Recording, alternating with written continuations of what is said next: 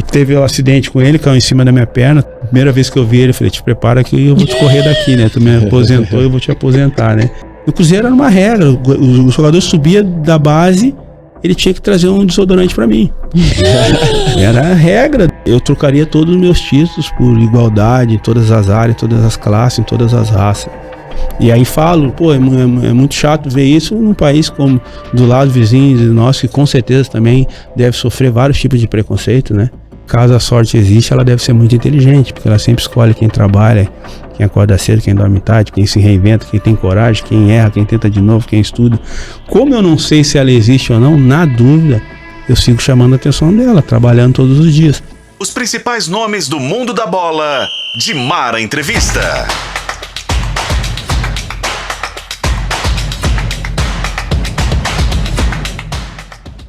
Olá para você, mais um Dimara Entrevista chegando nos 91.7 FM da FM O Tempo, também nas plataformas digitais de O Tempo, youtube.com/O Tempo, youtube.com/@O Tempo Esportes. Se liga, vai lá, você pode apertar o sininho, se inscrever para receber tudo para que a gente possa estar se comunicando, tá bom? Pode comentar lá, a gente lê todos os comentários, eu leio todos, aceito as sugestões todas que vocês passem, a gente está muito feliz com a audiência, obrigada demais mesmo. Léo Campos comigo hoje, tudo bem, Léo? Tudo bem, Dimara. Vamos lá, né, para mais um bate-papo de alto nível, né? Afinal de contas, esse aí por onde passou foi campeão. E não só pelas conquistas, né, em campo, mas fora de campo também, pelo próprio comportamento fora. Um papo muito cabeça, alguém que está inserido aí no futebol, na parte financeira. Enfim, vamos falar bastante hoje no Dimara Entrevista. Menino, e o povo achando que ele tá voltando, não sei para qual cargo, né, não sei, assim, quem sabe, vai saber, né? Mas ele é fantástico, uma pessoa fantástica, né, da convivência aí, e já fez muito pelo futebol, já falou de coisas que ninguém falava, né, já levou a história dele, né, para muita gente, tá lançando um livro, enfim, tem vários títulos na carreira, mas eu acho que os maiores títulos dele são realmente os amigos e a história que ele fez como pessoa, né, essa é a verdadeira história que a gente faz. Paulo César Fonseca do Nascimento, quem será? Tinga é o nosso convidado de hoje. Obrigada, querido, por estar aqui. Obrigada mesmo. Que honra estar aqui com vocês. Quando falou meu nome aí, eu falei, quem é esse? Tanto tempo que ninguém me chama de Paulo César Fonseca do Nascimento, que eu falei, será que é eu mesmo? Já até colocaram Paulo César Tinga, né? Agora já. Tá, qual o nome é mesmo de verdade? Pô, pra mim é uma honra estar podendo voltar aqui a Belo Horizonte, né? E automaticamente sempre que eu chego aqui em Belo Horizonte, não tem como não procurar os amigos, né? E pessoas que fizeram parte da minha vida. Belo Horizonte participou dos momentos mais difíceis da vida de um jogador, na minha vida, no caso, que é o final da carreira de um jogador. Então, o Cruzeiro, as pessoas foram muito importantes, até mais do que elas mesmo imaginam, né? Todo mundo que conviveu comigo no Cruzeiro tem uma importância muito grande na minha vida, porque parar de jogar foi uma das coisas mais difíceis que eu encontrei nessa vida. E o Cruzeiro me deu a condição de eu parar bem melhor do que eu imaginava, tanto emocionalmente, com equilíbrio. Então eu tenho uma gratidão muito grande pelo Cruzeiro, tenho um amor muito grande pela cidade. A maneira que o mineiro me tratou também me fez sair do futebol de uma maneira muito mais tranquila. Agora, você falou aí parar de jogar, né? Eu sempre converso, né, com jogadores, né? Muitos se tornaram meus amigos ao longo dessa história minha como profissional. E assim, eu nunca ouvi de nenhum que foi fácil, né? Que foi tranquilo, que foi, né? Não é, né? Não é. Porque, assim, normalmente o jogador faz da vida dele o futebol mesmo, né? Aquilo lá, né? Vem da base, vem lá, e só aí futebol e tal. Tem um jeito, dentro da sua concepção, dentro do que você aprendeu com a sua história, de deixar isso mais fácil? Interessante, Mara, que tu tá falando, porque a gente pouco se percebe, mas quando o jogador para de jogar, né? A maioria acima dos 30 anos, hoje já está um pouco mais ainda, tem até 40 anos jogando, a gente está parando de fazer a única coisa que a gente sabe fazer profissionalmente. Imagina eu chegar para qualquer um, né, que a vida inteira foi repórter e de repente aos 35 anos, 40 anos, 50 que seja, que em qualquer profissão tu está começando, e na minha, no caso do jogador, ele está parando e ele não sabe fazer nada. Realmente é assim que a gente para, né? Então o medo não é só de ter parado de jogar, é o medo do que fazer. Então a minha história, hoje eu consigo de várias formas, para vários atletas, de alguma forma dar um caminho, como eu fiz. Não é o único caminho, né? Acho que na vida tem vários caminhos, em todas as profissões, não tem só um jeito de fazer, né? Não tem só uma sacola, acho que tem vários jeitos de fazer as coisas. Eu tenho um caminho, né? Que eu instruo alguns jogadores, né? Por exemplo, o Léo, um jogador que ao meu ver, assim, parou muito bem, parou do jeito que eu parei um pouco antes, né? A gente tem uma relação muito, muito carinhosa, de amizade, de família, sou padrinho de casamento, e eu criei um caminho que eu criei é um caminho de, nos últimos anos de carreira, procurar conhecer um máximo de pessoas fora do ambiente do futebol, procurar voltar a estudar alguma coisa, mesmo que não seja a escola. Enfim, eu voltei a estudar, eu tinha 5ª série, voltei a estudar e fiz outros cursos também. Estou estudando de novo, né?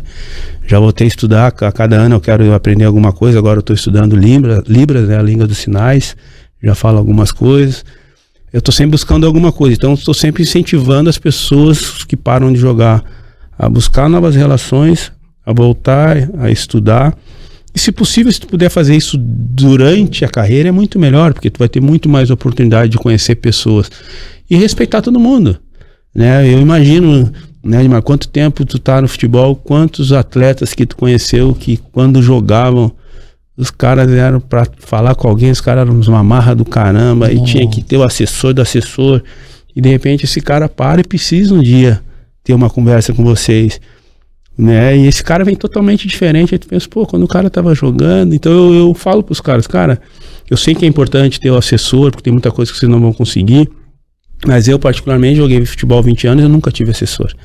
Por isso temos essa relação. Tu nunca precisou pra falar comigo, Tinga, com quem eu falo, cara, dá, não dá, é comigo. Hoje não dá porque eu não tô legal, hoje não dá Então é uns caminhos que eu imagino que sejam, que a dor vai ser menor, mas que vai doer igual.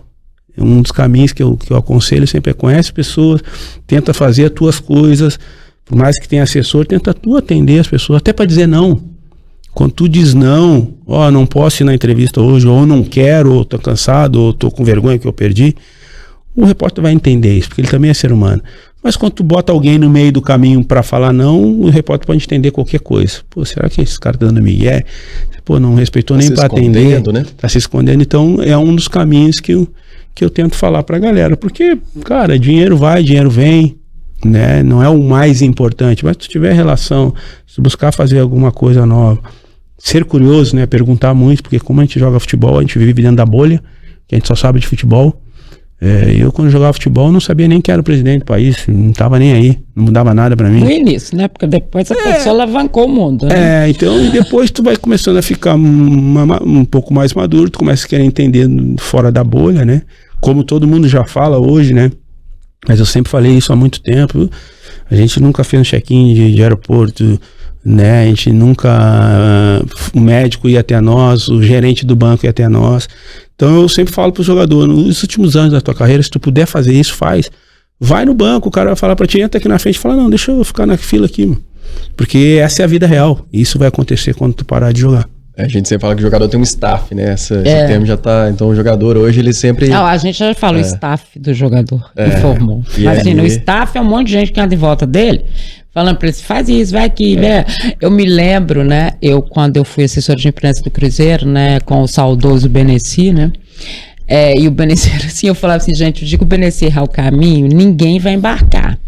Porque era assim, o Beneci fazia tudo, né? Isso aqui, não sei o que. E ele entrava no aeroporto e todo mundo atrás dele. Eu falava, se ele errar pra cá, gente, vai todo mundo errar junto. Que era assim, realmente, a gente não bota a mão em nada. Você chega no hotel, o Beneci pegava a chave e te entregava. Ficava, não é? Na recepção do hotel, entregando a chave pra você, entregando a chave pra você. Eu falei, gente, se ele entregar a chave do banheiro, eles vão dormir no banheiro, porque não tinha reação. Aquilo me incomodava um tanto, né? Porque eu falava assim, gente, mas eles não fazem nada, não mexe uma palha, né? Até as continhas, né, que eram as que pegava às vezes outra coisa do quarto, ele botava tudo em cima assim do balcão e já tinha o nome, ele falava, fulano, paga, ciclano, beltrano. Por isso que eu não entendo o que aconteceu com o Cruzeiro, mas enfim. Então, assim, ele ia mesmo, Léo. Se ele errasse, ia todo mundo viajar para o Uruguai quando queria ir para Argentina, porque olha... Ia dar VO se fosse para um outro jogo, fosse em Porto Alegre, ele embarcasse para Curitiba, o time ia perder. Para Curitiba, todo mundo ia parar em Curitiba. Com ele, né? Agora, ô Tinga, dentro dessa sua inquietude, né? E como que tá você hoje, assim? Você chegou até a ser gerente de futebol do Cruzeiro, ainda tá pensando nessa parte de executivo ali do futebol, na parte administrativa, tá aí lançando livro também, tem as suas coisas, né? É empresário também, o Tinga. Como é que tá hoje? Cara, minha vida tá maluca, né? Tudo que eu tô fazendo hoje, nunca imaginei fazer, sinceramente.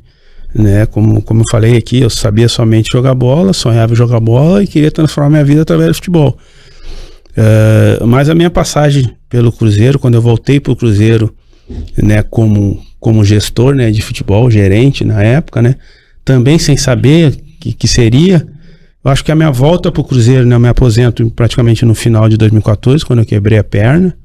Graças a Deus eu quebrei a perna e me ajudou bastante para mim sair do Rafael, né? Que, pô, felizão de ver o Rafael hoje como um jogador de seleção. A gente sabe o quanto aquele menino trabalhou, né?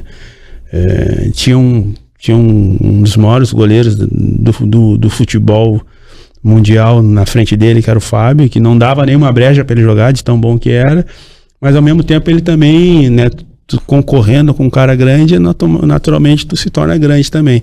E no tempo, chegou o tempo do Rafael, né? E teve um acidente com ele, caiu em cima da minha perna, toda vez que ele me vê, né? E depois eu voltei como diretor e a primeira vez que eu vi ele, eu falei, te prepara que eu vou te correr daqui, né? Tu me aposentou, eu vou te aposentar, né?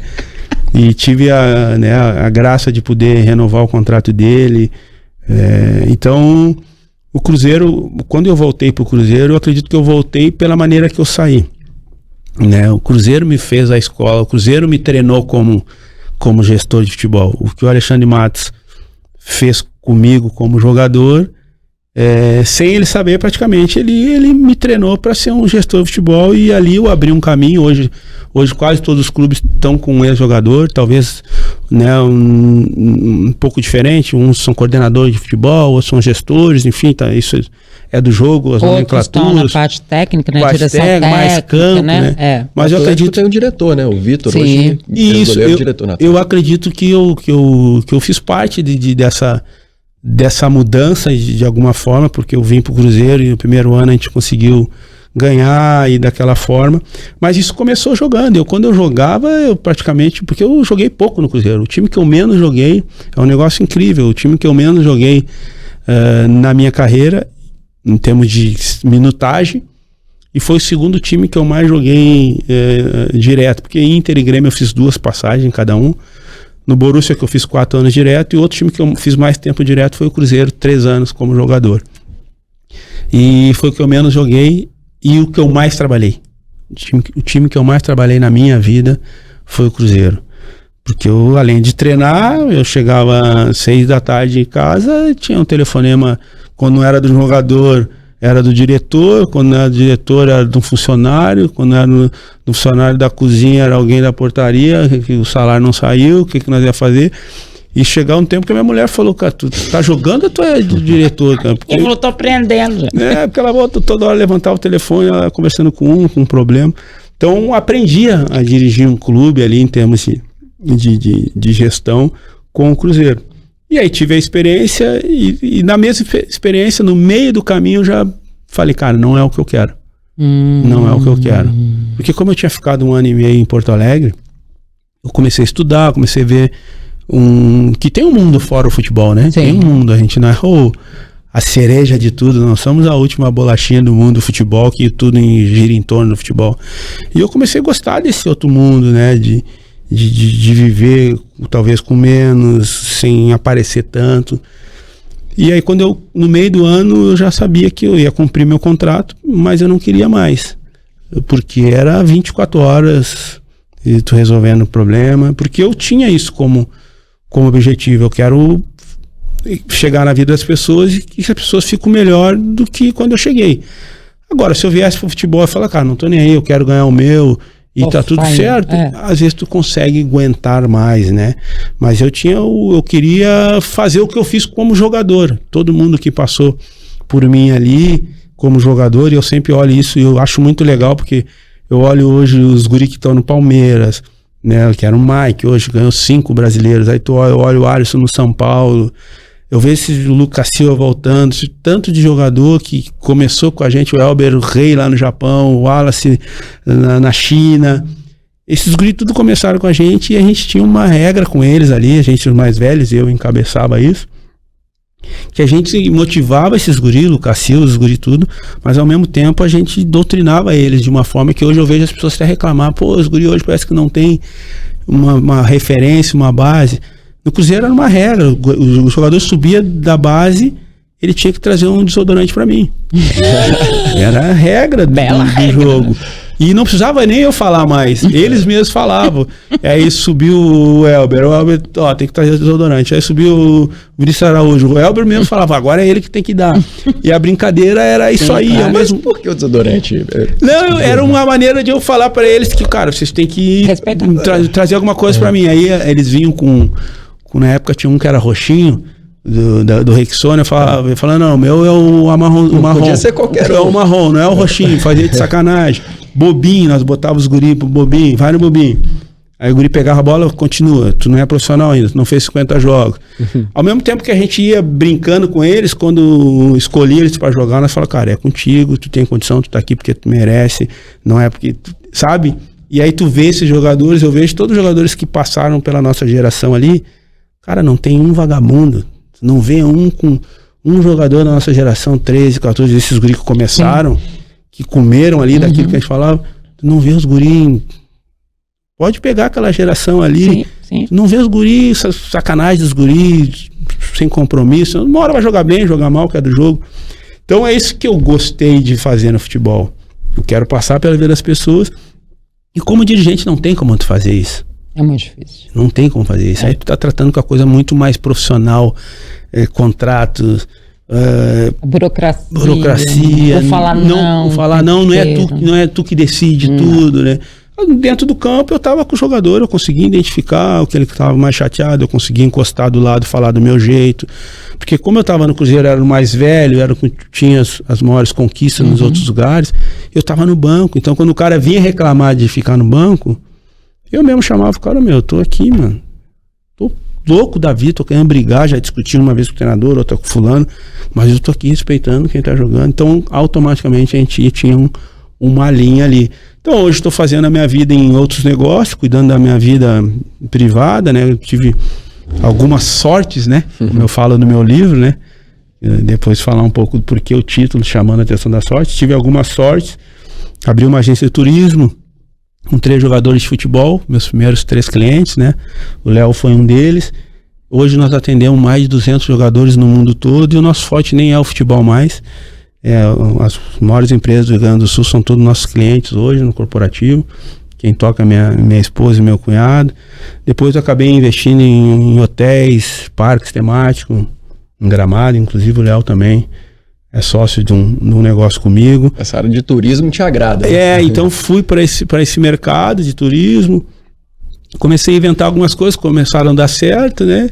E aí eu falei, cara, hoje não tem como eu voltar mais pro futebol, né? Até porque futebol tem que mergulhar profundo, não dá para ficar... O torcedor não vai aceitar tu tá no campo ali, aí o cara te olha no celular, tá lá no hotel, tá numa outra reunião. E o torcedor não merece isso também. Então não tem como eu voltar hoje pro futebol.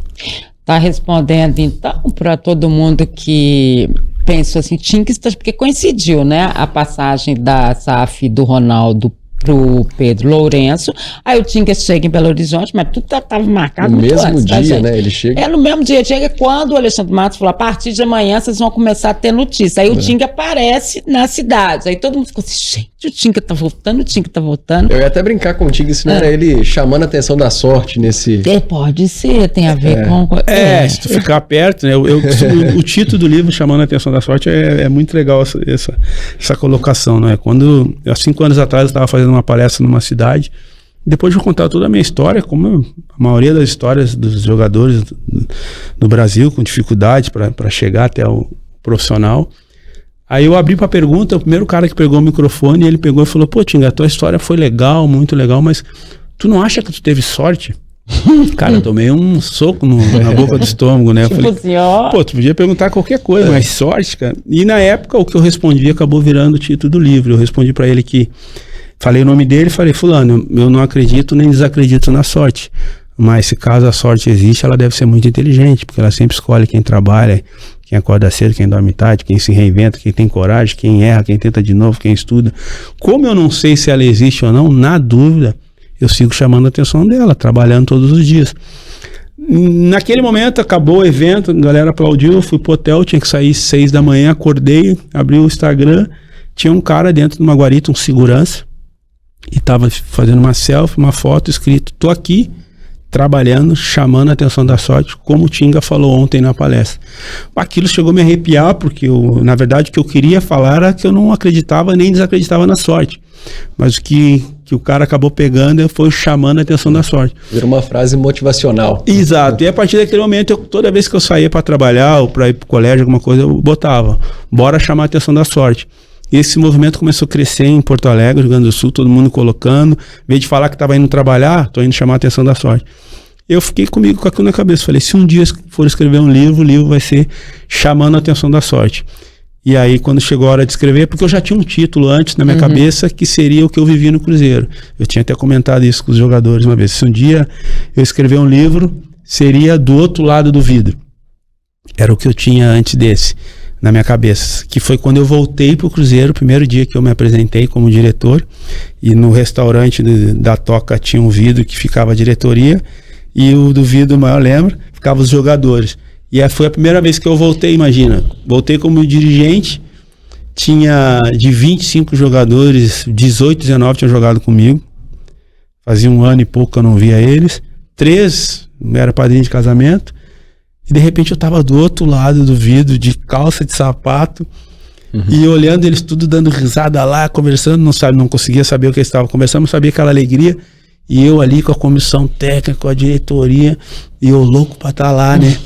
E eu fiquei com aquilo na cabeça, eu gosto muito dessa questão de título, de coisas. Falei, cara, se um dia eu for escrever um livro, o nome vai ser Do Outro Lado do Vidro, né? Porque eu queria estar lá, mas aí o Chamando a Atenção da Sorte tomou conta das minhas ideias, e hoje eu lancei um livro que são 45 anos de muita sorte. Eu falo desde o futebol, mas principalmente esses últimos 9 anos de vida, que é nascer de novo, se reinventar, virar um homem de outros negócios, de coisas que eu nunca tinha visto na minha vida, mas tudo através de algumas pequenas bases: lealdade, fidelidade, disciplina, horário, respeito a todas as pessoas. Muitos empresários que hoje viraram meus parceiros foram pessoas que eu recebi eles no auge de Inter e Grêmio, quando eu nem sabia quem eles eram, e quando eles queriam falar com outros atletas, e talvez os caras não receberam eles, e eu recebi eles, e quando passou o tempo eu precisei de alguma coisa. Isso aconteceu, eu conto no livro, né?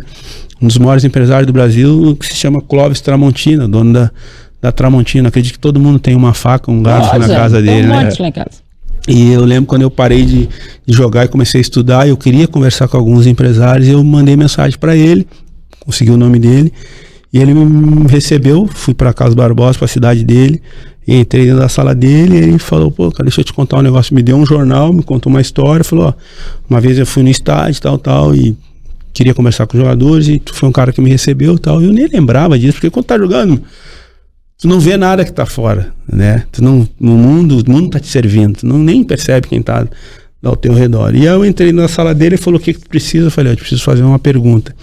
Ele falou, faça. Eu falei, eu queria saber como é que faz para botar um garfo e uma faca na casa de todo mundo.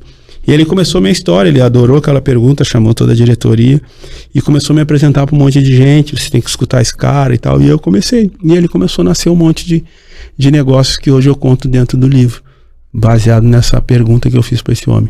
E esse do outro lado do vidro, tá dentro desse livro ou vai ter o segundo? Não, esse aí eu acho que vai ser o segundo, que aí vai ser uma coisa mais voltada pro futebol, pra gestão, as coisas do futebol que eu vivi, né? Porque não é fácil tu trabalhar com os jogadores e depois tu dirigir eles, né? Sim. Eu lembro que quando eu conversei com o Gilvan, a primeira reunião, aí acertamos tudo, o Bruno que me levou, era uma ideia muito do Bruno Vicentim, que eu viesse pro Cruzeiro. Aí o Gilvan tinha muito carinho por mim, mas tava meio metódico assim ainda. E quando acabou a reunião, que decidimos que eu ia ficar, que eu ia me apresentar em janeiro, eu estava na reunião em dezembro, nas férias. Aí ele, eu só tenho aquele jeito dele, eu só tenho uma preocupação, diz ele. Eu falei, que foi, presidente? Ele, tu é muito amigo dos jogadores, trabalhou com quase todo mundo ali. Eu falei, presidente, pra mim acho que é a minha grande vantagem. Ele, por quê? Eu falei, primeiro porque tudo que eu vou pedir pra eles eu fiz. E eu não tô falando de campo, até porque no campo eles jogaram mais que eu. Tô falando de conduta.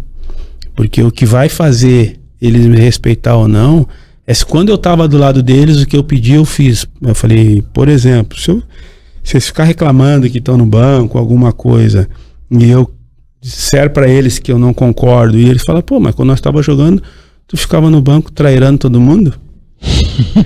Então eu falei, tudo que eu vou pedir para os jogadores que eu acredito que tem que ter para manter um grupo organizado, fechado, com o mesmo objetivo, eu fiz quando eu estava jogando com eles e eu nem estava jogando. E tu sabe o quanto eles me respeitavam. Então é isso que me dá segurança. Tu pensa que é o problema, para mim acho que é a grande vantagem. Mas não é fácil, eu sempre digo, hoje tem muito esse movimento de trazer jogadores para trabalhar, que eu acho extremamente importante, o futebol precisa disso. Mas o que vai fazer se as pessoas vão te escutar ou não é o que tu fazia quando tu jogava. E não é de fazer gol, é de como tu... Conduta que tu tinha ali quando tava jogando. Senão, cara, tu pode falar pra cá, pode gritar, o jogador vai ficar assim olhando pra ti, meu. Tu vai virar as costas, o jogador eu fiz isso quando jogava. Cansei de vir cara na minha frente na palestra lá e falar o que você tem que fazer e nós virar. Falei, nós trabalhamos com o cara era um... Então, né, acho que é importante sempre ter jogador, mas o que tu vai fazer depois do futebol vai ser só o que tu fez a vida inteira. Tu não consegue fazer coisas diferentes, né? Eu sempre digo, se tu for... se eu deixar na mão um cara no campo, eu vou te deixar na mão pós-campo. Com certeza. Né? Se for um cara firme no campo, tu vai ser firme fora do campo. Você chegou a falar sobre o Alexandre Matos, né? E ele tá voltando ao Cruzeiro agora nessa gestão do Pedrinho. Eu me lembro de uma entrevista sua, já tem bastante tempo, você falando que nem tudo foi perfeito naquele Cruzeiro de 13, de 14, que até tinha alguns conflitos internos, como qualquer equipe tem. Então não é porque é uma equipe que é campeã que não tem alguns problemas. E aí, me lembro de você falando que precisou do Alexandre Matos intervir ali num certo conflito que tinha na época. Eu confesso que agora eu não tô lembrando direito o que era, mas você chegou a dizer que tinha um probleminha ali que o diretor precisou resolver. O que você acha do Alexandre Matos, voltando ao Cruzeiro agora, né? Porque ele, acho que foi muito o Cruzeiro responsável, né, por tornar o Alexandre Matos um dos principais diretores do país. Você acha que tem tudo para dar certo? Por que pode dar certo, mais uma vez? Primeiro que eu acho que os dois se precisam. Eu acho que o Alexandre Matos nunca precisou tanto do Cruzeiro, fora a primeira vez, quando precisou, que também vinha do América, que ninguém conhecia. E acho que foi isso que também facilitou para que eu pudesse também, de alguma forma, ajudar, mesmo sendo jogador, porque ele estava vindo de um time que, por mais que a gente respeite o América, não é um Cruzeiro. Né? O Alexandre nunca tinha lidado com jogadores, né, como Júlio Batista, como o Léo, como Fábio, como Dagoberto, como Borges, como o Ceará. Então não é fácil. Agora a torcida do Cruzeiro tá chorando nesse momento, né? Ela tá lembrando tudo. Mas enfim, continua. Então assim, e o Cruzeiro ajudou, como tu falou, muito bem lembrado. O Cruzeiro jogou ele pro mundo do futebol, né? E aí se tornou campeão por onde passou. Só que é outro momento. E ele rodou no Brasil, fez alguns bons trabalhos, outros nem tanto, que é do futebol. E de repente também cai para ele um Cruzeiro, né, que está voltando, se organizando, está no lugar que merece estar, que é a primeira divisão. E que o Alexandre, imagino, deve ter visto, cara, é a minha grande oportunidade de novo. Né, o mercado estava diminuindo para ele, que é natural quando tu roda bastante. E eu acho que pro Cruzeiro também é bom ter um cara que conhece o clube, né?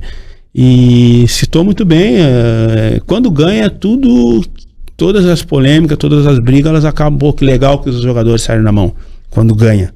Que legal que os jogadores pegaram, cada um comprou sua passagem e foi embora, que não gostou do voo. Quando ganha. E eu também tenho total consciência que se nós não tivéssemos sido campeão 13 e 14, talvez eu seria o grande mal do clube, né? Porque a maioria das decisões que muitas vezes a própria diretoria não gostou no momento, mas depois quando foi campeão, hoje conta como case. Eu fui um dos caras que puxei o bonde, né, para as coisas, né? A liderança do grupo ali para a diretoria.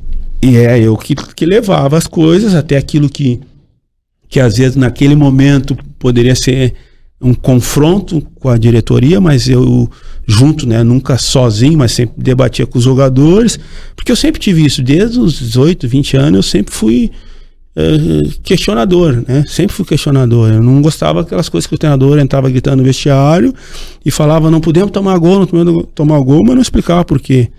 E eu levantava o dedo, tá, mas por que a gente não pode tomar gol? Explica o que a gente está fazendo. Estão marcando errado, estão marcando homem a homem, não estão marcando, principalmente bola parada. Que eu acho que é assim que a gente cresce na vida. Eu sempre falei para os jogadores, cara, nós somos funcionários como treinador, como qualquer um. A diferença é que ele pode escalar quem ele quiser. E a gente não pode jogar a hora que quiser. É só isso que muda.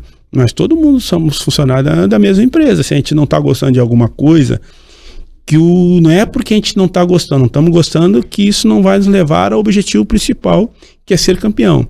Cara, nós temos que falar. Então a gente começou a ter alguns movimentos, mas a linha entre tu fazer alguns movimentos e de repente tu achar que tu é maior que o próprio movimento é muito próximo. É tênue demais. É tênue demais. Muito. E isso, se a gente for pegar, né, a queda, né, com o time que tinha, foi exatamente isso. Pô, né? Limite, né? Pô, os jogadores ganharam tanto dentro do clube. Medalhão. Ganharam tanto dentro do clube que daqui a pouquinho o treino vai ser de manhã. Não, de manhã não, queremos treinar de tarde. Queremos viajar 2 dias antes. Não, viajar 2 dias antes, um dia antes. E como tu ganhou, tu começa a achar, não, os caras resolvem. Eles falam que querem dormir mais tarde, resolve. Mas a gente fez muita merda.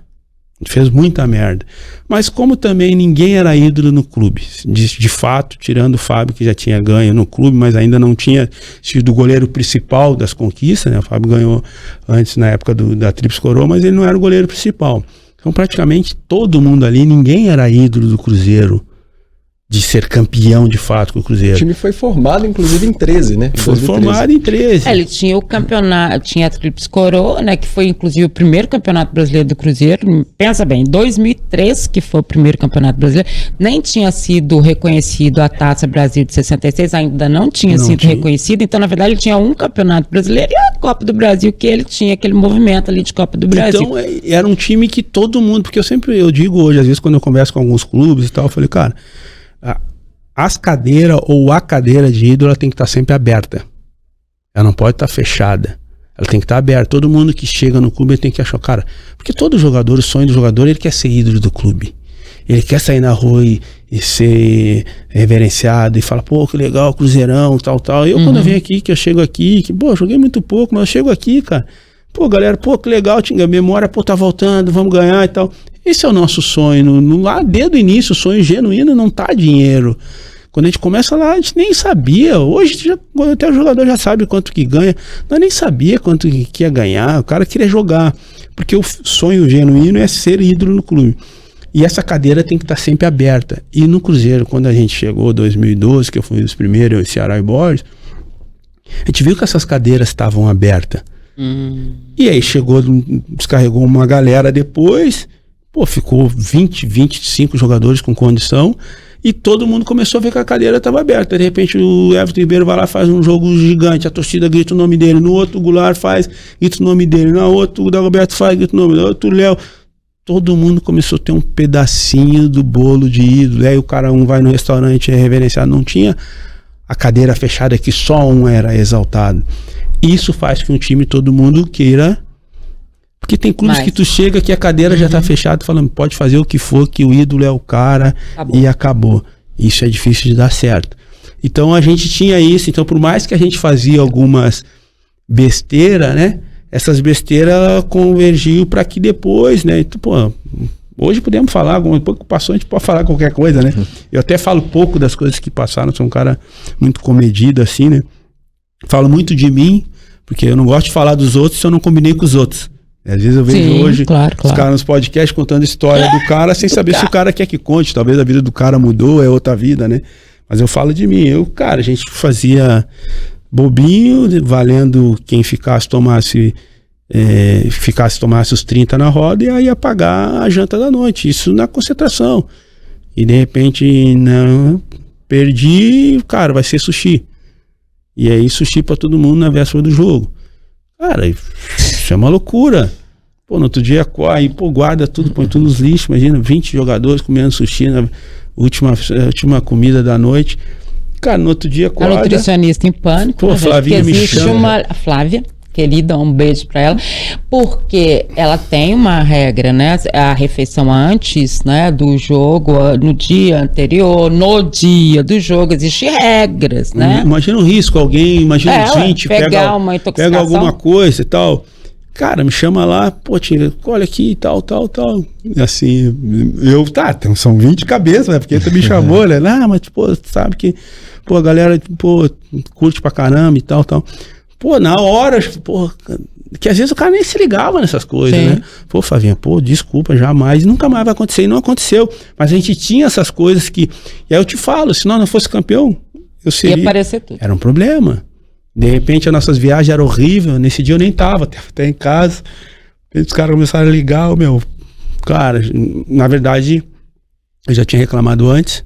Eu tinha falado para o Alexandre, cara, nossas viagens ficam horríveis, cara. A gente vai jogar ali em Salvador, a gente sai de Minas, vai para Curitiba, escala em São Paulo, volta para Minas, depois vai para... Pô, todo mundo vai direto, cara, pra gente ser campeão. A gente, pô, o Brasileirão é gigante. Se tu fizer começar a fazer escala em tudo, cara, não chegar morto, quarto domingo, tem que ser um voo direto.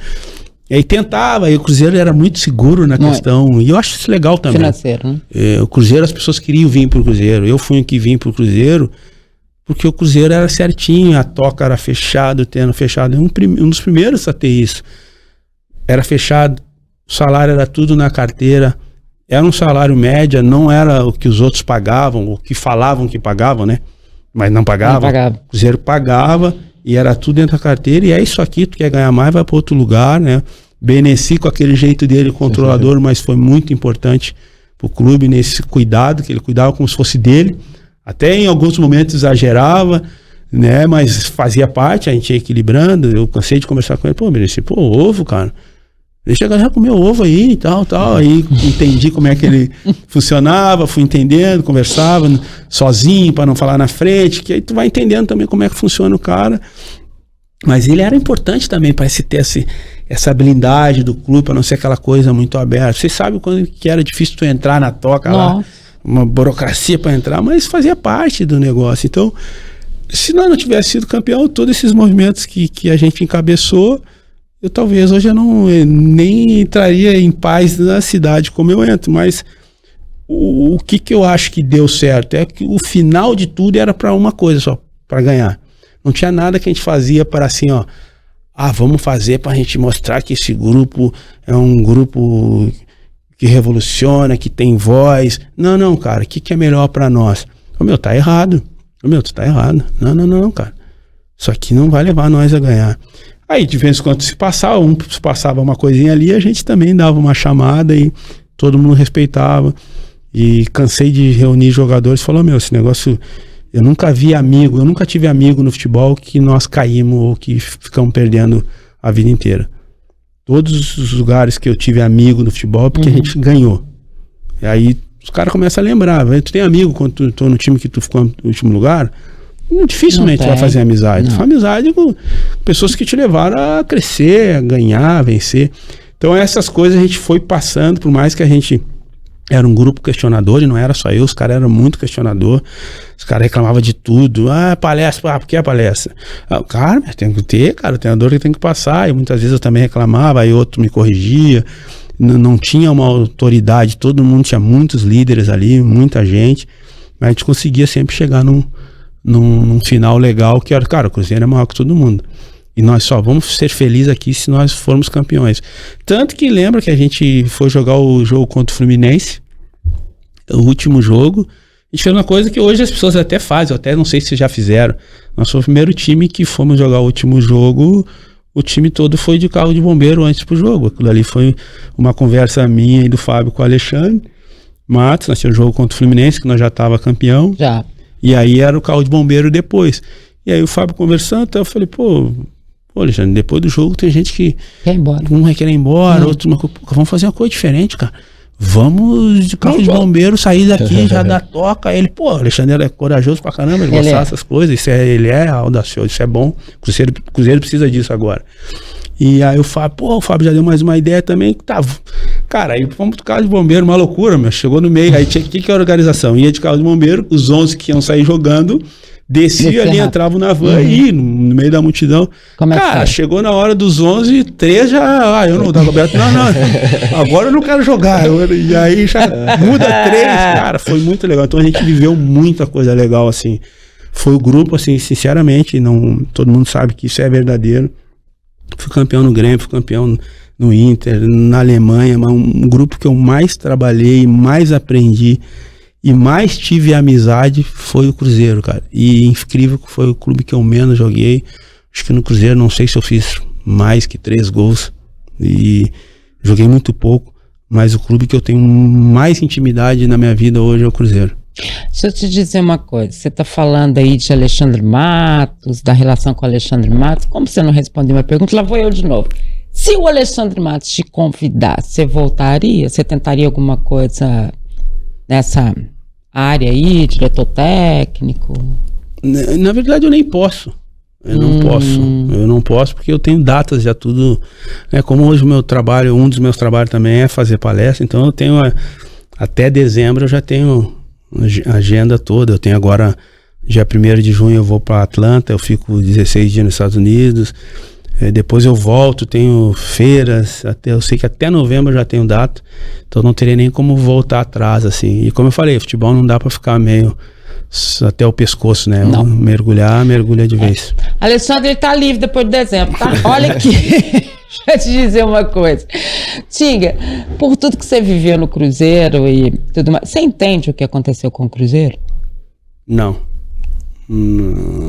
É óbvio que a gente tá falando, né, gente, da queda, enfim, do crime, né, que aconteceu no Cruzeiro, que é um crime, né? Por mais que você tente entender, eu tô de fora, tô longe, e até confidenciar algumas coisas que aconteceram comigo, assim, quando eu decidi ir embora do Cruzeiro, né, o Itair me chamou para uma reunião, enfim, e queria que eu ficasse no Cruzeiro e tal, foi uma conversa bem legal, mas como eu já tinha decidido que não iria, né, eu saí da reunião e pedi 2 dias para responder para ele. Isso foi logo 2 semanas depois de a gente ser campeão.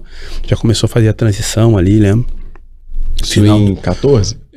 Não, 17, como 17. Diretor. Ele já estava de diretor. Mas no mesmo ano 17, as eleições aqui em outubro, sim, né? Logo depois que definiu quem ia ser o presidente, era o Wagner. Que ia ter a mudança e tal. O Bruno ia ficar, o Cláudio não ia ficar.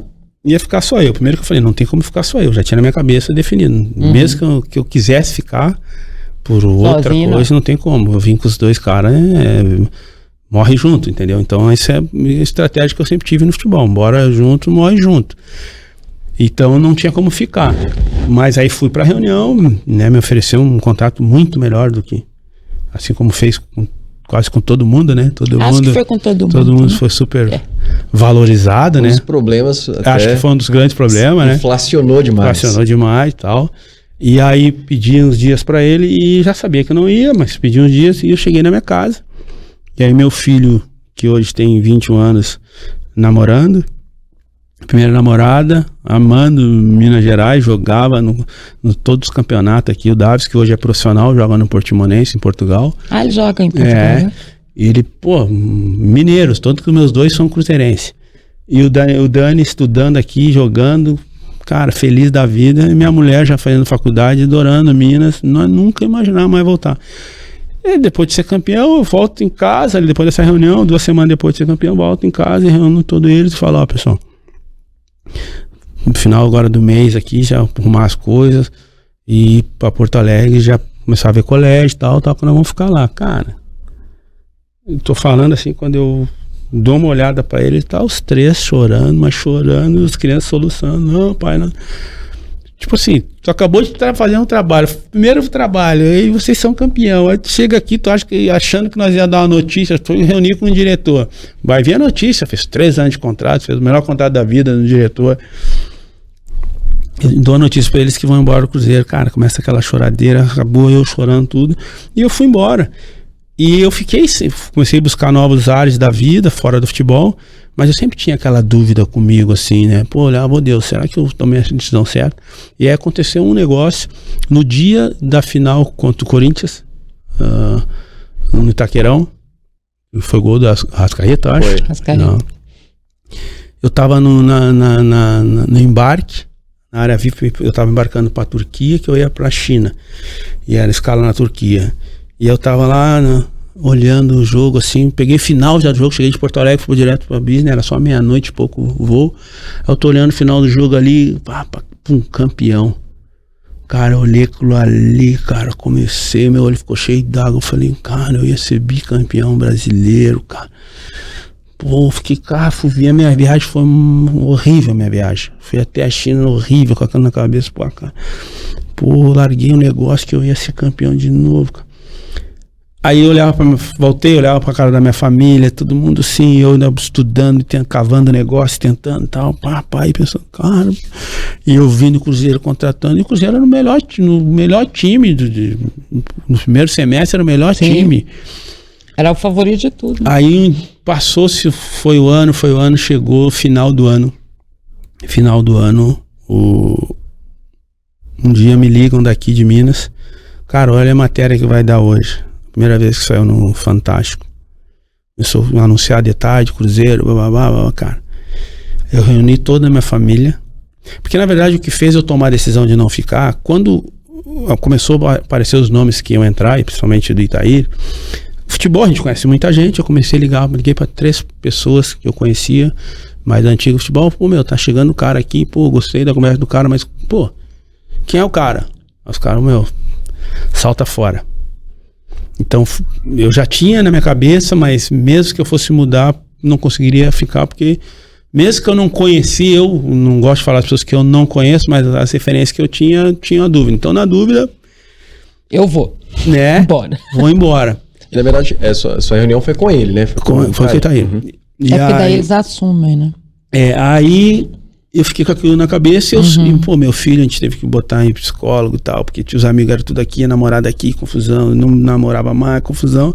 E eu tinha aquele meia-culpa, assim, de, cara, será que eu fiz mudança da minha família, de uma coisa minha, pessoal, vaidade, eu sei lá, enfim, comecei a viajar em mim mesmo. No dia quando foi aparecer esse negócio no Fantástico, eu reuni todo mundo, minha mulher, meus filhos, vamos olhar um negócio que vai acontecer aí. Aí começou, estouro, e aí nome de um, nome do outro. Aí no meio do bloco eu falei, se eu tivesse ficado lá, todos esses caras que eles estão falando aí, ó, ninguém nem sabe quem é. Mas eles vão andar em Belo Horizonte daqui 2, 3 anos aí, mas se eu tivesse ali, ia ser meu nome que tava ali. A cara conhecida, que os caras conhecem, que jogou, que teve lá, seria eu ali. E aí tu ia estar no colégio com vergonha, tu ia estar no colégio com vergonha, tu ia estar na faculdade com vergonha. Cara, e se abraçamos todo mundo e choramos. Triste, porque o Cruzeiro estava na situação triste, toda, né? Mas ao mesmo tempo mais uma vez agradecendo a Deus do livramento que Deus aquela decisão me deu. foi um peso para você, né? Talvez mais tarde você entendeu que foi de fato melhor. Em direção de Deus, assim, porque eu fiquei um ano assim me questionando, cara, e chegava jogador e o time cada vez melhor. Eu lembro que chegou o Rodriguinho jogando bola pra caramba, pô, tudo no lugar. Eu falei, cara, eu tava ali, cara, praticamente era o mesmo time, levaram 2 jogadores. Sim. E eu, cara, era o mesmo time, eu conheci, eu ajudei. E olhava os guris tudo feliz, porque eu não conseguia torcer contra, jamais. Porque eu tinha os jogadores que são meus amigos, são meus clientes, são parceiros, são amigos, enfim. Mas eu ficava sempre com aquela coisa, me sentia culpado. Assim. Você poderia estar ali e... Né? Eu falei, cara, imagina, 2 anos de trabalhando, porque eu tinha esse desafio, eu brincava muito com o Guilherme Mendes. Eu falei, Guilherme, eu só quero uma coisa, eu quero ser campeão de calça e sapato, cara. De meia, chuteiro eu já fui. E aí eu fui no primeiro ano, né? E ele falou, agora tu já foi, de calça, sapato e tal. E aí eu falei, imagina 2 anos seguidos ser campeão. E era a primeira Copa do Brasil milionária, lembra? Sim. Foi a primeira do Sim. prêmio de 60 e poucos milhões. Mas aí não deu, mas ficou aprendizado e de tomar a decisão, que é importante. Eu sempre digo, toda vez que a gente toma a decisão, a gente vai receber um brinde, um presente, que é a famosa consequência, né? Então a gente tem que ter cuidado com as decisões e mais uma vez foi a decisão certa a tomar. Você falou também de muitos desafios na sua vida e tudo mais, e acho que o que marcou também no Cruzeiro foi aquele jogo com o Real Garcilaso, né? 2014, né? 2014. Que você foi vítima de racismo, né? E você já sai denunciando, você já sai falando sobre aquilo, a repercussão foi nacional, né? A CBF faz uma campanha em cima da questão do racismo diante daquilo, na época a presidente Dilma, né? Isso. Também se pronuncia. Aquela foi a primeira vez, Xinga? Não. Eu joguei praticamente a vida inteira. O que acontece, né? Hoje, graças a Deus, muito pouco, né? Não mais. A vida inteira, as pessoas às vezes achavam que iam destabilizar ou tirar o cara né? Eu cansei de jogar no interior, principalmente no Rio Grande do Sul, no interior, e com telas, cara na tela, muito mais perto do que um estádio, né? Aí de repente o cara tava jogando bem ali, o cara, pô, macaco, aquela coisa. Então, naturalmente a gente criou uma casca, por mais que seja ruim, a gente criou uma casca de jogar com isso, né? Tanto que a nossa geração no passado, até quando vê hoje algumas coisas, a gente até olha assim, cara... Você naturalizou isso, Naturalizou, olha assim, cara, que eu passei e tal, então, mas tudo, né? Não é porque eu passei, os outros têm que passar, né? E acho que foi isso que talvez que deu grande movimento e não foi só nacional, né? O Blatter na época, também, né? O presidente do país mandou mensagem para mim. Aconteceu muitos movimentos no mundo todo. Mas acho que só aconteceu o movimento pela maneira... Como aconteceu? E como eu respondi, né? Que foi legal que tu perguntou, pô, foi a primeira vez. Por não ser a primeira vez, o que aconteceu? Eu entrei no campo, o jogo já estava 2-0 os caras.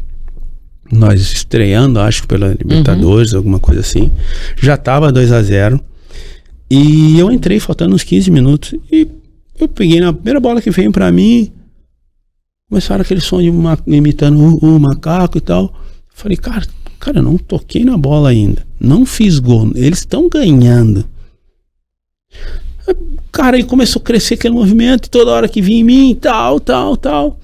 Imagina, eles olharam, pô, negão lá, tá entrando, pô, cabeludo. Estamos ganhando 2-0, vamos brincar. Que não é nada de brincadeira, mas cabeça deles, não, brincar, racista, enfim, acho que tinha tudo misturado ali. E aquilo começou a crescer para eles como se fosse uma diversão. A bola vai ali e imita. Porque tinha negão jogando antes. O Dedé tava jogando, o Paulão tava jogando, o Léo tava jogando, tinha um monte de gente. E aí começou aquele movimento. E quando acabou o jogo, veio toda a imprensa em mim. E aí que é interessante, como a pergunta que tu fez se já tinha acontecido antes. Como já tinha acontecido a vida inteira na minha vida, quando a imprensa vem em mim, eu automaticamente construí, que eu brinco muito, né? Até hoje eu não sei se o jogador responde as mesmas coisas ou se a imprensa pergunta as mesmas coisas, mas eu falei, cara, eu vou fazer aquela resposta básica, padrão, porque eu tô achando que a imprensa vem falar comigo do 2-0. Eu, cara, não fiz gol, não entreguei a merenda, não, cara, tá esquisito. E aí vem e eu tô já com o programa da automático, né? Vamos trabalhar, vamos seguir trabalhando. Justificar a derrota. É aquela mesmo, né? Aquela resposta básica. Seguir trabalhando. E aí, o que me surpreendeu, que fez eu mudar toda a minha chave, é que o repórter na época falou: pô, Tinga, como se sente nesse ato de racismo aí? Você que... Quando ele começou a falar isso, eu comecei, pô, assunto que a vida inteira me chamaram de macaco. E nunca ninguém me fez essa pergunta, achavam até legal, e nunca agora. O cara, eu comecei a ficar assustado, assim, no sentido de como é que eu vou responder isso? Nunca ninguém perguntou, já tô terminando a minha carreira, meu último ano de carreira. Joguei 20 anos, nunca ninguém ninguém viu isso. E aí quando ele fala, você que ganhou em vários lugares, jogou no mundo todo, conquistou várias coisas. Quando ele falou isso, eu tirei toda a minha resposta dos vamos trabalhar e peguei só o gancho dele e falei, cara, eu trocaria todos, se pegar a resposta eu falo exatamente isso. Cara, eu trocaria todos os meus títulos por igualdade em todas as áreas, em todas as classes, em todas as raças. E aí falo, pô, é muito chato ver isso num país como do lado vizinho de nós, que com certeza também deve sofrer vários tipos de preconceito, né? E falei isso, mas o que ficou ali foi, eu não denunciei, eu não fui na delegacia, e aí eu fui pro vestiário, pô, alguns jogadores estavam mais revoltados de alguma coisa. Eu, cara, a vida inteira eu passei aquilo ali, já tava com 36 para 37 anos. Não que todo mundo tenha que passar isso, e não tem que denunciar mesmo, mas eu tava cascudo disso, que não era pra estar, ninguém tem que estar cascudo. E até porque ninguém nunca tomava providência, então, né? A coisa ficava. É bom que a gente lembre que isso faz tempo, tá, gente? Hoje em dia a história é outra, a gente vê o que tá acontecendo com o Vini na Espanha. Faz 10 anos. Exatamente 10 anos. Há 10 anos atrás, o que eu tinha que estar dizendo é o seguinte: ele se surpreendeu quando todo mundo se assustou, porque as pessoas não tinham normal essa reflexão. Exatamente. Né? E que as coisas, graças a Deus, mudaram. E que hoje, né, quando se fala isso, é crime. Caminhando, né, para mudança, muitas coisas que diz que tem que... Sim. E aí foi isso que deu um impacto. E aí quando eu cheguei aí fomos, se arrumamos, tomamos banho e fomos pro hotel. Quando eu cheguei no hotel, tinha muita gente. Aí o Guilherme Mendes, pô, Tinga, o pessoal quer entrevista. Eu falei, ô Guilherme, isso não é coisa pra dar entrevista, cara. Sabe como é que eu sou? Isso não é negócio pra mim dar entrevista. Isso é negócio pra resolver. Eu não tenho que fazer, cara, eu a vida inteira eu quis ganhar minha vida pelo meu talento, pela minha raça, pelo meu trabalho no futebol. Eu não quero ganhar, isso aí não é jeito de ganhar a vida. E o Guilherme participou, por isso que a gente tem uma amizade gigante. O Guilherme participou de muita coisa comigo. Ele viu muitas ligações de tudo que é negócio, tudo que é segmento. E chegou uma hora que eu nem barrava mais. O Guilherme era assessor do Cruzeiro e teve um momento que ele era praticamente um assessor, porque ele já entendia como eu funcionava. Ô Guilherme, se for para falar da minha vida, do que eu tô fazendo, beleza. Se for para querer fazer movimento com as causas estão aí, tem um monte de causa que acontece em todas as esquinas aí, ninguém fala nada. Porque, então, mas eu, em relação, acho que é muito interessante, né, todo tipo de assunto. Eu sou um negão que adoro ser chamado de negão. Eu sei quando estamos chamando com carinho, com respeito, quando não são, eu me defendo. Então, eu acho que nós temos que fazer alguns movimentos que realmente gerem igualdade, não diferenciação, porque nós como negros, assim como a mulher, né, em vários momentos a gente foi tratado diferente, e o que a gente busca hoje não é que também se trate diferente. Por que eu estou falando isso? Porque como eu faço palestra hoje, em vários momentos as pessoas me chamam para fazer algumas palestras e eu não gosto de ir, realmente não vou em palestras que ele tem os títulos que são separando já. Entendi. Né? Porque eu acho que... Segmentando. Eu acho que assim, cara, eu faço eventos que eu chamo a maioria da minha comunidade, negro, favelado, eu chamo, mas eu não ponho o título no final. Palestra, empreendedorismo, negro da favela. Não ponho. E tá tudo certo quem põe, eu não sou nada contra, eu falo o meu movimento. Eu falo com a palestra, e nem que eu bote 99% de negro, de amigo, enfim... Porque a gente tem que fazer um movimento de igualdade, não de separação. Eu falo isso muito para minha mulher. Ela vai a vários eventos de Aconteceu até uma semana passada que eu acabei indo com ela e eu achei muito legal. Evento de mulheres, né? Mulheres empreendedoras e tal, e sempre que tem esses movimentos de feminismo, de mulher, eu sempre falava pra ela, cara, você se reúne 500 mulheres lá pra falar da gente, do que a gente faz de machista com vocês, mas nós não estamos lá pra escutar, não vai adiantar. É possível que uma mulher não tenha um amigo homem, ou um marido, ou um namorado. Nós temos que estar lá para escutar. Que talvez aquilo que a gente acha que é brincadeira para vocês não é, aquilo que a gente acha que é normal para vocês não é. Mas se nós não escutar, não vai adiantar. Vocês vão ficar lá 500 mulheres conversando lá dentro, vão sair com mais raiva de nós e a gente não sabe por quê. É o mesmo, para mim, é o mesmo segmento do negro. Sim. Não adianta nós se reunir 500 negros dentro de uma sala e falar daquilo que nos incomoda, mas talvez aquilo que nos incomoda, quem precisa escutar não tá ali. Cara, aí nós sai 500 lá da sala brabo, querendo pegar o primeiro branco que vem na frente, e não tá tendo mudança nenhuma. Então, eu sempre fui isso, eu sempre representei o negro. Meu cabelo é isso, tenho 22 anos sem cortar o cabelo. Quando eu subo no palco, quando eu comecei a fazer palestra no meio dos empresários, eu cansei de subir no palco e ver na cara das pessoas aquele clima de o cara olhando assim. Eu era um combo, eu brinco que eu era um combo de preconceito no olhar dos caras. O cara olhava, imagine, palestra de empreendedorismo, não hoje como tá na boca de todo mundo, isso, tô falando há 6, 7, 8 anos atrás. Subia eu lá, eu era um pacote, negão. O meu nome é o nome da maior periferia do Rio Grande do Sul, se chama Restinga, por isso que o meu apelido é Tinga. Todo mundo sabe que a Tinga é a periferia. Então eu era o negão, o nome dele, a favela dele, 5ª série, ex-jogador de futebol, que é considerado burro. Eu subia no palco, eu conseguia ver na cara das pessoas. Tudo isso. As pessoas olhando e falando, o que esse cara vai trazer pra mim aqui, o mega empresário? E esse mesmo cara, no final, ele acabava totalmente diferente do que ele estava na cadeira. E por que eu falo da cadeira? Porque todo mundo, cara, por mais que tu seja mulher, homem, negro ou branco, todo mundo já teve ou tem algum tipo de preconceito em alguma área.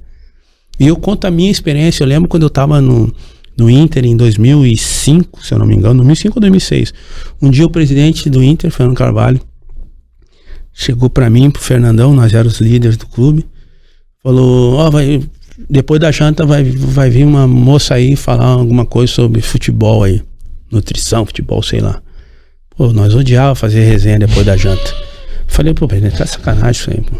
Pô, depois, tal. Eu acho que era a Lenice, depois virou. Cara, olha o que aconteceu nesse dia. Eu falei, pô, presidente, 7h30, fazer resenha, pô. Beleza, nos obrigamos aí. Eu ficava na sala, na cadeira da frente. Eu me atirei assim pra trás na cadeira, mostrando corporalmente que eu não queria estar ali. E não estava interessado. Coitada da mulher que não tinha nada a ver com o negócio. A mulher começou a falar um monte de negócio legal. 10 minutos eu tava assim. 15 minutos eu tava assim. No final eu tava pedindo autógrafo. Fala, cara, onde é que tu viu? Como é que consulta contigo?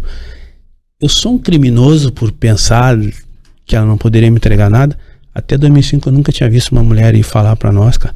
Então tem muita coisa que a gente age com preconceito e nem por isso esse cara é um bandido, eu tenho que banir, o Tinga é um preconceituoso, é antifeminismo, mata ele. Não, cara, eu nunca tinha visto. Agora, a partir daquele momento que eu vi que a mulher pode sim ir no futebol e fazer um monte de coisa legal, eu continuar com esse comportamento, aí eu sou um problema. Então também, quando eu subia no palco e eu via aqueles caras assim na cadeira, e no final ele tava assim me pedindo meu contato para me contratar, e ele mesmo falava para mim, pô, cara, confessar um negócio, quando tu subiu ali eu pensei, pô, o que o Tinga vai trazer, jogador, o que vai trazer para nós? Cara, eu quero que tu vá falar na minha empresa. E eu falo, cara, não precisa pedir desculpa, eu também já agi assim com outras pessoas. Agora eu só peço pra ti que quando tu vê, seja um raça, seja um negro, alguma coisa e falar, que tu não continue pensando assim, não, cara. Então a minha luta é essa. Quer ir pro movimento de gerar conscientização? Eu não quero nada forçado. Não quero nada obrigado. Põe o Tinga aí porque ele é negro. Sim. Põe o Tinga porque ele é dread. Cara, eu não quero, tá? E eu tenho certeza que o negro também não quer isso. A mulher também não quer isso. Eu quero a oportunidade, eu quero estar ali. Se eu for bom, se eu for igual, cara, É difícil esse negócio de corrida igual, mas se eu estiver ali, eu tenho certeza que ninguém quer estar no lugar por característica, porque é cabeludo, porque é careca, porque é gordo, porque ninguém quer estar por isso. Se ele for estar ali por isso, vai chegar um momento que vai ser um fardo. Mas que nós precisamos sim olhar que há ainda muita diferenciação, que as pessoas ainda olham para característica, olham para a pele, olham para a altura, olham para o tamanho, tem no futebol, tem isso, é pequenininho, é muito grande, é muito mal, tem tudo. E todo mundo já teve alguma coisa. Então, quando a gente vê alguém agindo de uma forma que não é legal, cara, vamos tentar conscientizar, não vamos eliminar essa pessoa. O que eu não concordo hoje com o mundo, né, desses movimentos é que, eu fui lá e fiz um negócio errado com a mulher. Tinga não pode trabalhar mais, manda ele embora do emprego. Eu não concordo com esses movimentos que eu vejo. Às vezes o cara tá num clube, o cara agiu em alguma situação errada, cancela, não pode trabalhar mais. Cara, pelo amor de Deus, é muito pior essa pessoa tá em um lugar, não emprega, não trabalha, não tem condição de trabalhar mais porque ela foi num clube e ela agiu mal naquele momento. Não é muito melhor eu pegar essa pessoa e falar assim, cara, olha só, o que tu fez foi isso, cara. Vamos construir ou tu vai continuar fazendo isso? E ver como é que vai se andar Porque daqui a pouquinho, se nós for eliminar todo mundo que fizer alguma coisa errada, não vai ter ninguém trabalhando, porque nós somos falhos. Então nós temos que ter um cuidado com isso. Cara, errou, vamos construir. Peraí, cara, vem cá. Se o cara... A gente sabe quando a pessoa é isso. Aí a natureza elimina. Caráter, né? Uhum. Mas quando alguém dá um deslize, eu acho que isso também é um papel da comunicação, né? Porque tu pode dar um deslize, cara. Nós estamos hoje ainda estão fazendo um programa gravado, às vezes ou não, às vezes estão fazendo ao vivo, às vezes estão fazendo gravado, e quando tu não... E às vezes tu tá fazendo um ao vivo, falou um negócio, o cara corta aquilo ali, o Tinga é preconceituoso. Eu falei várias coisas aqui, se quiser, se corta ali, vai botar feminismo, não sei o que, não gosta, encaixa, elimina o cara. Cara, eu tô 46 anos, pega a minha vida, 46 anos, eu fiz mais bem para as pessoas ou mal para as pessoas. Acho que todo mundo tem isso. Então, o que eu vejo agora no Brasil, nesses assuntos, a gente precisa botar a bola no chão. Peraí, vamos ficar eliminando todo mundo que errar, não vai restar um. Não vai restar um. Se a gente não fez merda agora, em algum momento a gente vai fazer. E aí a gente vai querer ser perdoado, a gente vai querer ser corrigido, a gente vai querer ser alertado. Eu acho que a minha parte no futebol, nesse caso, foi isso. A partir daquele momento nasceu todo esse movimento, todo esse engajamento na questão racial. Os movimentos tem hoje o que nasceu comigo lá. Somos todos iguais. Que aí tem todo aquele movimento que acontece todos os anos. Eu acho que minha contribuição foi isso. Alguns gostam, outros não, mas isso não me incomoda em nada. O que me dá alegria é o quanto de pessoas que eu passei e de alguma forma eu contribuí. Mas meu movimento é esse, cara, vamos junto, errou, tu acredita que tu errou, tu concorda, tu pode fazer melhor, então vamos, não quero que tu perca emprego por causa disso. E isso está acontecendo com muita frequência. Sem dúvida, concordo. Acho que esse é o caminho. As pessoas me perguntam também, às vezes, você sofreu muito preconceito, né, como mulher no futebol? Eu falei, primeiro que se eu prestasse atenção, eu não trabalhava. E segundo que, se eu sofri, eu não tive tempo de ver não, porque eu estava trabalhando muito. Acho que é isso. Não, tu pegou, mais. Quem trabalhou mais de 10 anos na bola aí, 10 anos atrás. Nossa, menina, melhor nem falar sobre o assunto. Tu pode escrever uns 3 livros aí, né? Mais ou menos. Mas eu tenho, ao mesmo tempo, eu tenho certeza que tu triplicou o número de mulheres que hoje estão, né, com força, com autonomia, se vendo, talvez muita gente que tu nunca chegou perto e nunca vai chegar, encorajaram para fazer tantas outras coisas porque te viram numa época que era só tu. Eu cansei de vir no Mineirão, era tu. E quando tava no game, tava no... E aí tá aí até hoje. Mas eu sempre digo, só vai permanecer no final de tudo quem é bom, quem é corajoso. Se tu fosse só porque tu era mulher, tu não tava mais. É porque tu tenho certeza absoluta disso. Foi muito mais do que só isso. Tinga, conta pra gente então, onde que todo mundo pode encontrar o seu livro? Você está lançando o livro que conta A história dos últimos anos da sua vida? Na verdade é todo, mas ela se apega mais nos últimos 9, assim, porque eu consigo... Porque, assim, o futebol, ele é legal, né? Todo mundo gosta das histórias do futebol, mas se tu contar só futebol, vai ser uma resenha que as pessoas vão falar, mas tu não vai conseguir contribuir muito com a vida das pessoas. Tu vai trazer memórias legais, pô, que legal, pô, aquela história, o Cruzeiro foi campeão, tava lá, aqui. Mas eu quis construir uma coisa que a pessoa pudesse olhar, ler, e falar, cara, isso aqui, se eu fizer isso aqui dentro da minha casa, pode dar isso. Se eu fizer isso aqui dentro da minha empresa, pode... Mas olha como é que o Tinga pensou em ter um agente de turismo, como é que o Tinga pensou em fazer um portal de venda, como é que... É essas coisas que eu conto dentro do livro, tudo linkando com o futebol, enfim, problemas que teve no futebol, que eu falei, caramba, mas isso aqui dentro de uma empresa também acontece, e aí foi nascendo muitos negócios, muito baseado na curiosidade, né? Até tem um movimento que eu criei em Porto Alegre, que é um movimento Curiosidade Não Tem Cura, né? Que graças aos curiosos a gente pode aqui estar falando. E se a gente quiser, a gente pega um celular aqui e transmite para o mundo todo, né? Porque um dia um curioso olhou aquele celular aí, quem é da nossa geração aí, 30 para cima, lembra do Motorola tijolão? Que parecia um tijolo. Um dia alguém olhou e falou, será que não dá para botar uma câmerazinha nisso? Hoje nós estamos com um celular menor, com uma câmera, podendo falar com o mundo todo, né? Hoje estamos com um celular que muitas vezes achamos até caro, né? E realmente está caro, mas se a gente for tentar ir numa loja eletrônica há 20 anos atrás e comprar tudo que tem no celular, seria uma fortuna, né? Tu comprar uma TV, um rádio, uma máquina de filmar que era diferente da máquina de gravar, um GPS, um computador, né? Um relógio. Que tem a linha de telefone, né? A linha no documento, né? No documento, igual se fosse comprar um carro. Então, só aconteceu isso no celular porque os curiosos falaram, não dá para fazer isso. Então, o livro fala muito disso. A partir das curiosidades e perguntas que eu fui fazendo para as pessoas, começou a nascer negócios e eu fui mergulhando. Então é bem legal, assim, ficamos em terceiro mais vendido, né, no Brasil durante 3 meses, porque fiz um movimento também diferente, que as pessoas falam, eu chamo isso de inovação. Para mim não tem nada de inovação, é só ser cara dura mesmo e perguntar, né. Eu acabei, o meu livro hoje, se tu vai no Rio Grande do Sul, ele vende nas 2 maiores redes de farmácias. Sim. Eu vendo lá, né? Uma farmácia tem 1.200 farmácias, a outra tem 680. Eu vendo na maior rede de postos de gasolina, que tem 180 postos, 90 tem o meu livro. Eu vendo na maior rede de supermercados. Então, o que eu pensei, né? Baseado nas perguntas. Começaram a dizer que livraria e bibliotecas estavam fechando, e realmente estão fechando, é uma pena, não era para fechar. E eu pensei, cara, livro eu preciso vender, eu preciso de pessoas. Hoje vai mais pessoa numa farmácia, num posto, no mercado do que uma livraria. Então comecei a bater nessas portas. Bom, deixar meu livro aí e tal. E aí por isso hoje tu entra em qualquer lugar, fora aeroportos, tudo.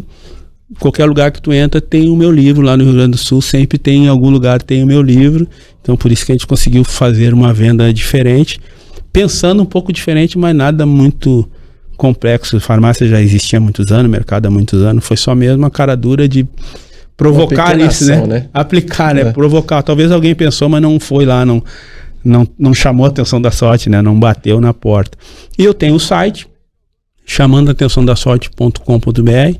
Ali você consegue comprar em 10 dias no máximo, depende do lugar, já tá na tua casa. E à noite a gente tem um evento em Belo Horizonte, né? Que vai ser depois tentar pegar o bairro. Eu não sei nem o bairro que eu moro em Porto Alegre. Bandeirantes.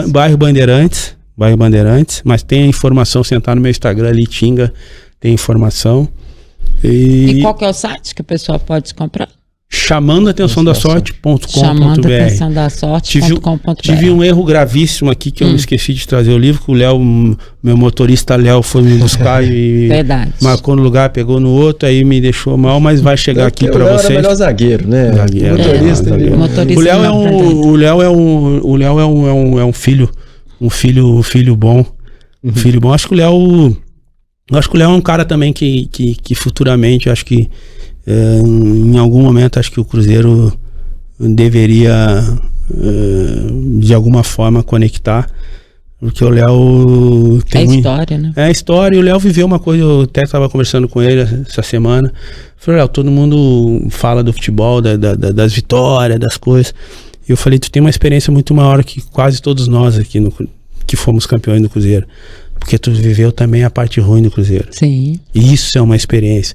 E aí eu falei, mais que isso, né, cara, tu é o cara da cidade, tu é o cara que tinha muito mais a perder que eu, se eu tivesse pra cair, que eu ia pegar, meter o pé pra Porto Alegre, tá tudo certo. Ele não ficou, né? Você ficou aqui, cara, na rua, e eu tenho saído com ele as semanas que eu tô aqui, cara, o respeito que as pessoas têm Muito por ele, grande. é uma coisa de louco. Eu falei, cara, o que tu fez é muito mais forte do que nós que de repente não tivemos bom resultado e fomos embora pra casa.